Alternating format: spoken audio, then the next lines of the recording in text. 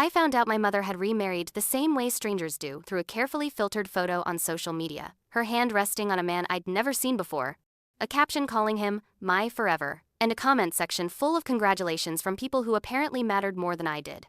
There was no phone call, no warning, no awkward conversation preparing me for a new chapter, just silence, followed by proof that I no longer belonged in her life the way I once had.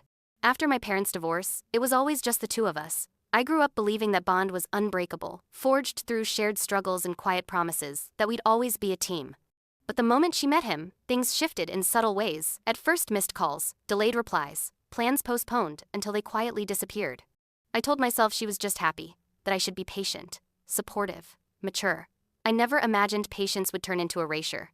Her wedding happened without me, no invitation, no explanation. I learned later that his children were there, dressed in matching outfits, smiling beside her like they'd always been family. I stared at the photos longer than I should have, wondering how I'd been replaced so easily, how a role I'd lived my entire life could be reassigned without notice. When I finally confronted her, she brushed it off, saying it was small and last minute, as if I were a distant cousin instead of her daughter. After the marriage, the exclusion became impossible to ignore. Holidays were suddenly busy. Family dinners happened without me. She moved into a new house and gave me the address weeks later, casually, like an afterthought. Inside that house were framed photos of her husband, and his kids, school portraits, vacation snapshots, memories I had no part in. There wasn't a single photo of me, not one.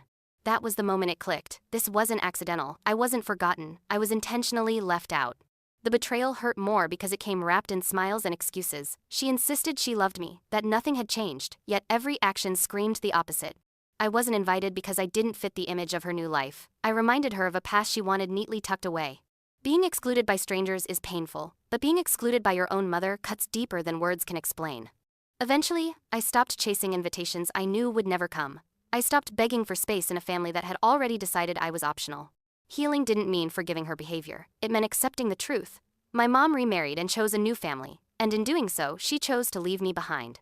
If this secret family drama resonated with you, if you've ever felt erased, replaced, or betrayed by someone who was supposed to protect you, don't forget to like, subscribe, and share this story.